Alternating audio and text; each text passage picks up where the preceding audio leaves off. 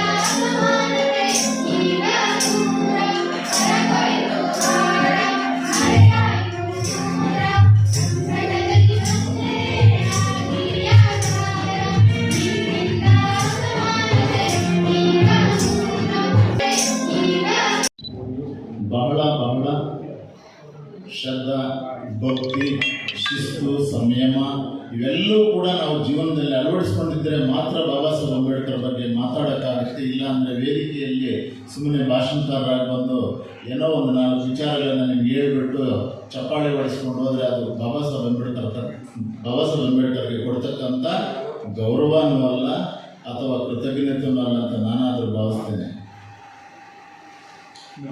ಇಲ್ಲಿ ಈ ಒಂದು ದಿನದ ವಿಶೇಷ, ಅದರ ಹಿಂದೆ ಅದರ ನಂತರದ ದಿನಗಳನ್ನು ನಾವು ಸ್ವಲ್ಪ ಸೂಕ್ಷ್ಮವಾಗಿ ಗಮನಿಸಬೇಕು.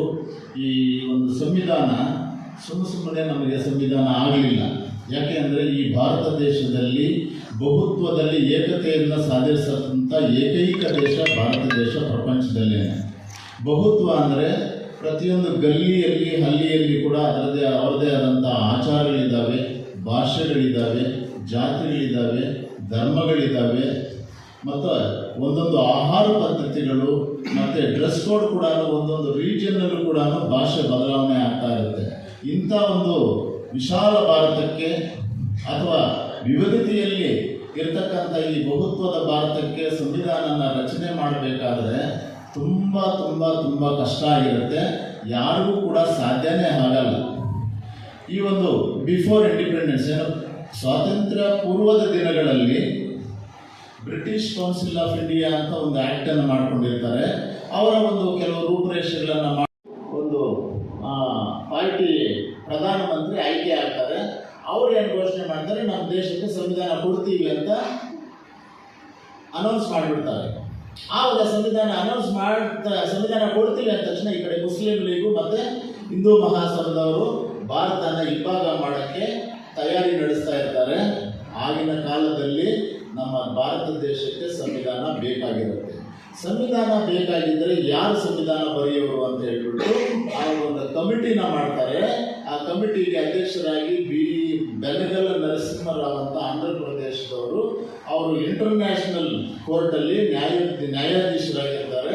ಅವರಿಗೆ ಒಂದು ಕಮಿಟಿ ಮಾಡಿ ಅವ್ರ ಜೊತೆ ಒಂದಷ್ಟು ಜನನ ಸೇರಿಸಿ ನಮ್ಮ ದೇಶಕ್ಕೆ ಸಂವಿಧಾನ ಕೊಡ್ತಾರೆ ಅಂತ ಹೇಳ್ತಾ ಇದ್ದಾರೆ. ಅದಕ್ಕೆ ನಮ್ಮ ದೇಶಕ್ಕೆ ಸ್ವಾತಂತ್ರ್ಯ ಕೊಡ್ತೀವಿ ಅಂತ ಹೇಳ್ತಿದ್ದಾರೆ. ನಮ್ಮ ದೇಶಕ್ಕೆ ಸ್ವಾತಂತ್ರ್ಯ ಬೇಕಲ್ವಾ, ಸಂವಿಧಾನ ಬೇಕಲ್ವಾ, ಸಂವಿಧಾನ ಏನು ಮಾಡೋದು, ಯಾರು ಬರೆಯೋದು ಅಂದರೆ ಆ ಕಮಿಟಿಗೆ ಉಸ್ತುವಾರಿ ಕೊಡ್ತಾರೆ. ಅವರು ಎಲ್ಲ ದೇಶಗಳಿಗೂ ಕೂಡ ಹೋಗ್ತಾರೆ, ಎಲ್ಲ ಇನ್ಫಾರ್ಮೇಷನ್ ತಗೊಂಡ್ಬರ್ತಾರೆ. ಆಗಲ್ಲ. ಕೊನೆಗೆ ಲಂಡನ್ಗೆ ಹೋಗ್ತಾರೆ, ಇಂಗ್ಲೆಂಡ್ಗೆ.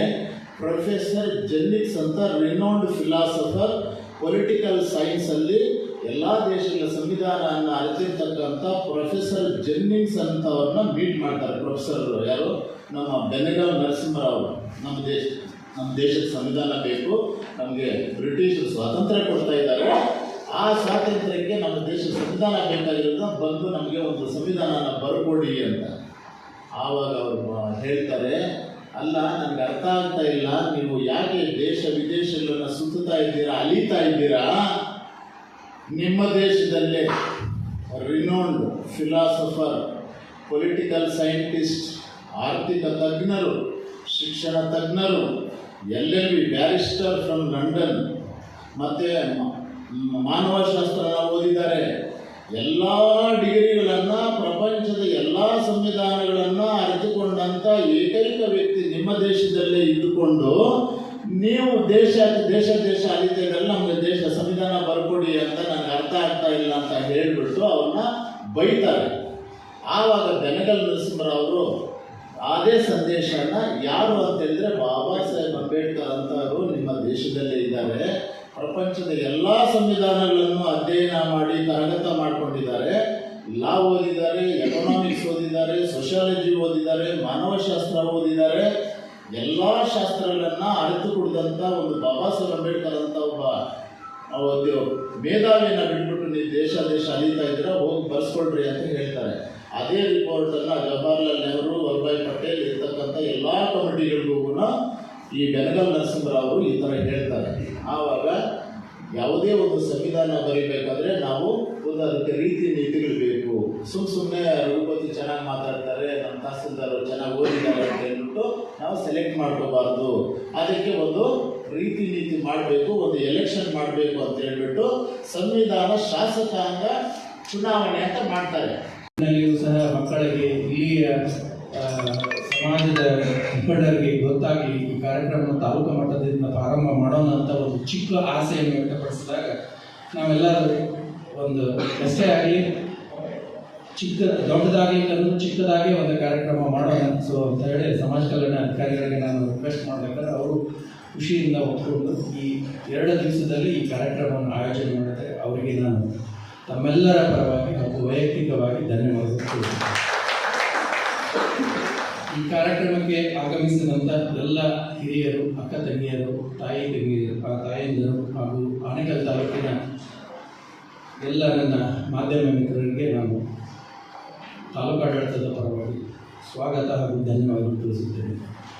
ಈಗಾಗಲೇ ಈ ಕಾರ್ಯಕ್ರಮದ ಉಪನ್ಯಾಸಕರಾಗಿ ಆಗಮಿಸಿದಂಥ ಶ್ರೀಯುತ ರಘುಪತಿ DV ಇವರನ್ನು ಸಹ ನಾನು ತಾಲೂಕಾಡಳಿತದ ಪರವಾಗಿ ಸ್ವಾಗತ ಕೊಡ್ತಾ, ಅವರು ತಮ್ಮ ಉಪನ್ಯಾಸದಲ್ಲಿ ಅಂಬೇಡ್ಕರ್ ಅವರ ಜೀವನ ಚರಿತ್ರೆ, ಅಂಬೇಡ್ಕರ್ ಅವರ ಸಾಧನೆ, ಅಂಬೇಡ್ಕರ್ ಅವರ ಕಂಡಂಥ ಕನಸುಗಳ ಬಗ್ಗೆ ಸವಿಸ್ತಾರವಾಗಿ ತಮ್ಮ ಭಾಷಣದಲ್ಲಿ ಹೇಳಿದ್ದಾರೆ.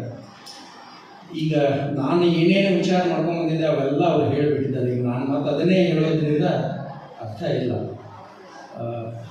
ಅಂತ ಬಯಸುತ್ತಾ, ಸೊ ಅದೇ ರೀತಿಯಾಗಿ ವೇದಿಕೆ ಮೇಲಿದ್ದಂಥ ನನ್ನ ಎಲ್ಲ ತಾಲೂಕು ಮಟ್ಟದ ಸಹ ಅಧಿಕಾರಿಗಳಿಗೆ ಸ್ವಾಗತ ಕೊಡುತ್ತಾ, ನಾನು ಡಾಕ್ಟರ್ ಅಂಬೇಡ್ಕರ್ ಅವರ ಬಗ್ಗೆ ನನ್ನ ಅನಿಸಿಕೆ ಒಂದೇ ಮಾತಿನಲ್ಲಿ ಹೇಳಕ್ಕೆ ಇಷ್ಟಪಡ್ತೀನಿ.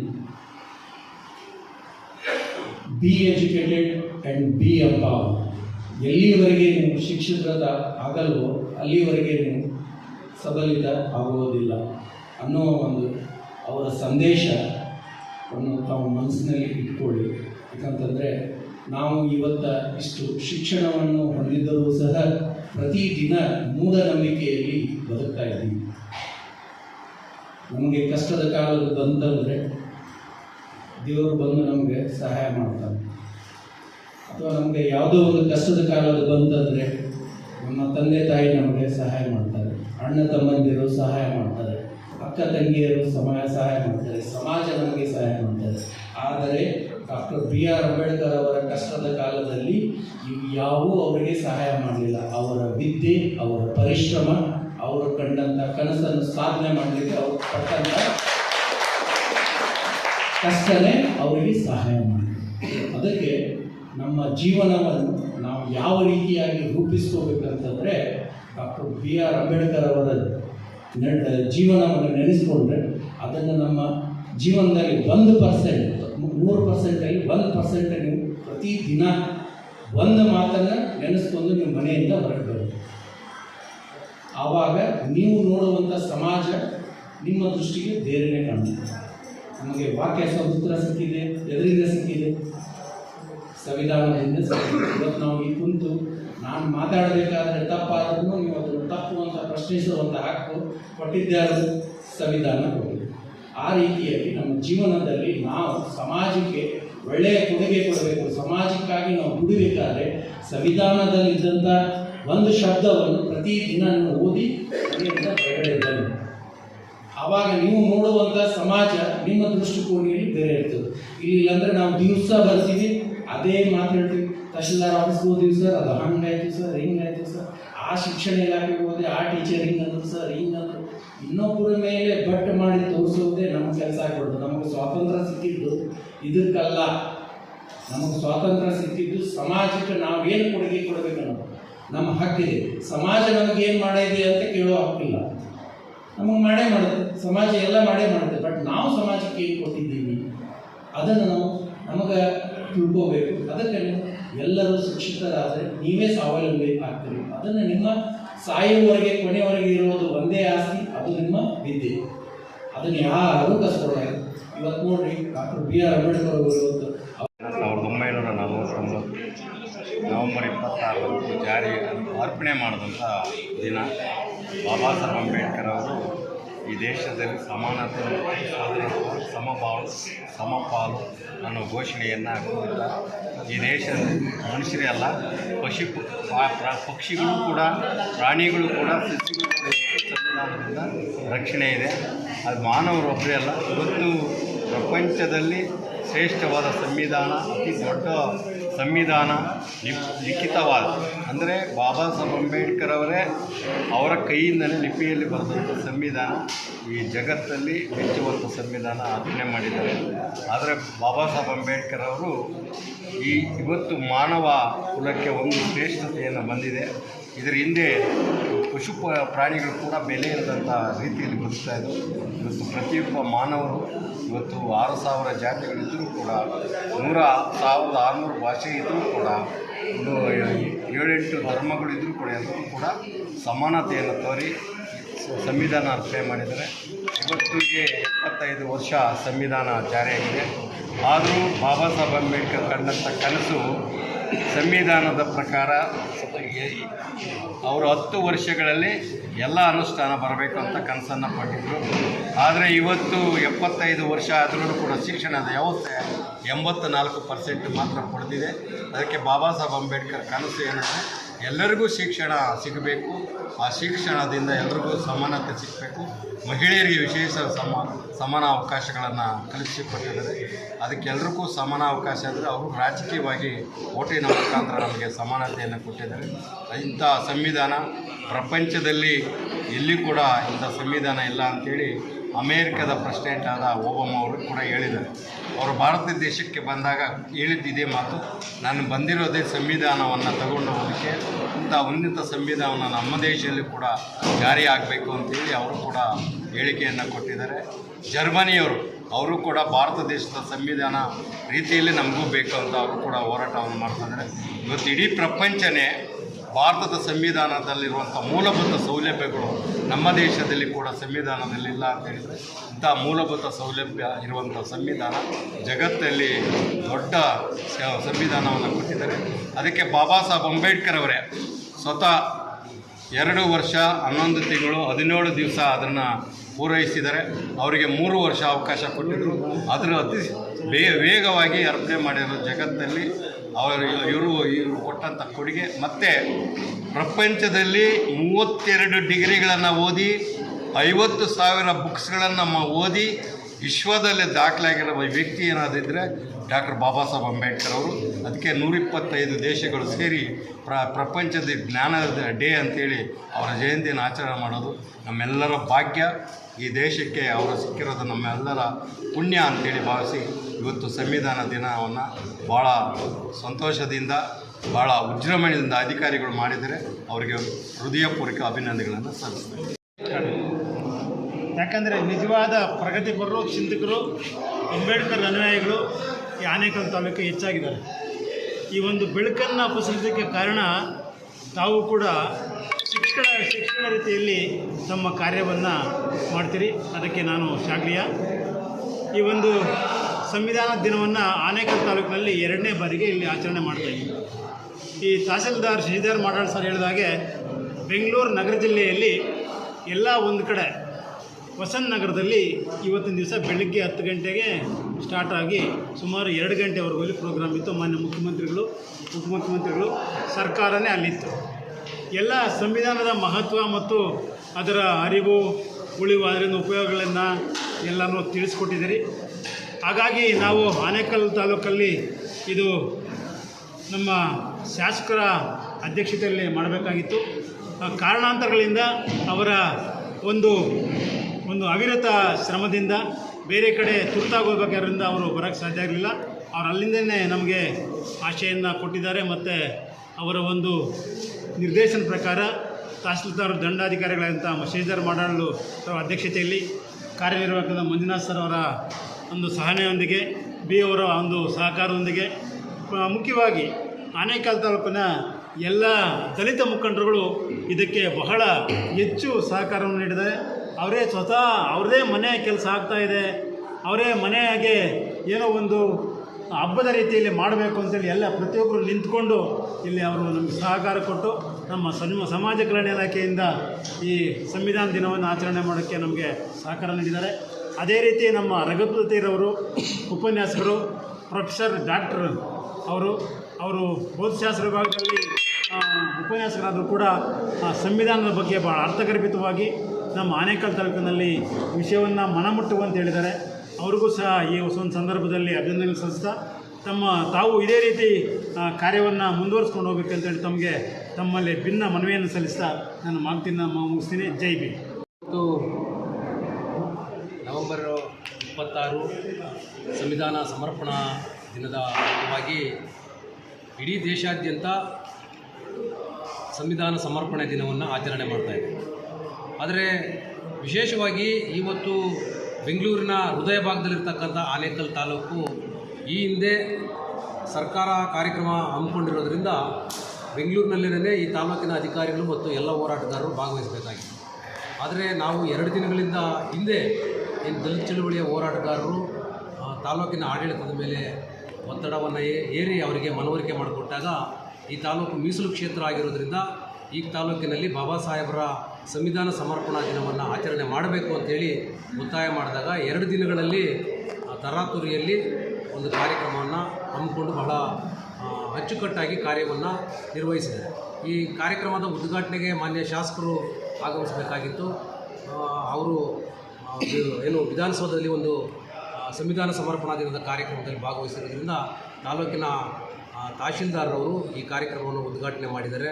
ಮತ್ತು ಇದುವರೆಗೂ ಸಹ ಆನೇಕಲ್ ತಾಲೂಕಿನಲ್ಲಿ ಇಂತಹ ಸಂವಿಧಾನದ ಸಮರ್ಪಣಾ ದಿನ ಮತ್ತು ಬಾಬಾ ಸಾಹೇಬರ ಕಾರ್ಯಕ್ರಮಗಳು ನಡೀತಾ ಇರ್ತವೆ. ಯಾಕೆ ಅಂತ ಹೇಳಿದ್ರೆ ರಾಜಧಾನಿಗೆ ಹೋಗ್ತಾ ಇರೋದ ಕಾರಣಗಳಿಂದ ನಡೀತಾ ಇರಲಿಲ್ಲ. ಆದ್ದರಿಂದ ಇವತ್ತು ಭಾಳ ಸುಸರ್ಜಿತವಾಗಿ ಭಾಳ ಅಚ್ಚುಕಟ್ಟಾಗಿ ಬಾಬಾ ಸಾಹೇಬರು ಏನು ಸಂವಿಧಾನವನ್ನು 2 ವರ್ಷಗಳು 11 ತಿಂಗಳು 17 ದಿವಸಗಳ ಕಾಲ ಈ ದೇಶದ ಸಂವಿಧಾನವನ್ನು ಬರೆದು ಅಂದಿನ ರಾಷ್ಟ್ರಪತಿಗಳಾದಂಥ ಬಾಬು ರಾಜೇಂದ್ರ ಪ್ರಸಾದ್ರವರಿಗೆ ಈ ದೇಶದ ಸಂವಿಧಾನವನ್ನು ಅರ್ಪಣೆ ಮಾಡಿ ಅನೇಕ ಚರ್ಚೆಗಳು ಬಂದು ಅನೇಕ ಪ್ರಶ್ನೆಗಳನ್ನು ಮಾಡಿ 2000 ಪ್ರಶ್ನೆಗಳಿಗೆ ಭಾಳ ಸಾರಾಸಗಟಾಗಿ ಉತ್ತರವನ್ನು ಕೊಟ್ಟಾಗ ಈ ಸಂವಿಧಾನ ಸಮಿತಿ ಬಾಬಾ ಸಾಹೇಬರನ್ನು ಅಭಿನಂದಿಸಿ ಬಹಳ ಮುಕ್ತ ಕಂಠದಿಂದ ಶ್ಲಾಘನೆಯನ್ನು ಮಾಡಿ ಈ ಸಂವಿಧಾನವನ್ನು ಒಪ್ಪಿಕೊಂಡು ಜನವರಿ 26, 1950ರಲ್ಲಿ ಸಂವಿಧಾನವನ್ನು ಜಾರಿ ಮಾಡಿದೆ. ಹಂಗಾಗಿ ಸಂವಿಧಾನ ಸಮರ್ಪಣೆ ಆಗಿರ್ತಕ್ಕಂಥ ಈ ದಿನವನ್ನು ಆಚರಣೆ ಮಾಡಿರ್ತಕ್ಕಂಥ ತಾಲೂಕಿನ ಆಡಳಿತ ಮಂಡಳಿ ಮತ್ತು ತಾಲೂಕು ಸಮಾಜ ಕಲ್ಯಾಣ ಇಲಾಖೆಯ ನಿರ್ದೇಶಕರಾದಂಥ ಮಂಜುನಾಥ್ರವರು ಬಹಳ ಶ್ರಮಪಟ್ಟು ಈ ಕಾರ್ಯಕ್ರಮವನ್ನು ಯಶಸ್ವಿಗೊಳಿಸಿದರೆ ಅವರಿಗೆ ಎಲ್ಲ ದಲಿತ ಮತ್ತು ಪ್ರಗತಿಪರ ಸಂಘಟನೆಗಳ ಒಕ್ಕೂಟದಿಂದ ತಾಲೂಕು ಸಮಾಜ ಕಲ್ಯಾಣ ಅಧಿಕಾರಿಗಳಿಗೆ ಧನ್ಯವಾದಗಳನ್ನು ತಿಳಿಸ್ತಾ ಇದ್ದೀವಿ. ಜೈ ಭೀಮ್. ಭಾರತ ದೇಶದ ಒಂದು ಸಂವಿಧಾನದ ಪ್ರಕಾರ 3 ಅಂಗಗಳಿದ್ದಾವೆ: ಶಾಸಕಾಂಗ, ಕಾರ್ಯಾಂಗ, ನ್ಯಾಯಾಂಗ.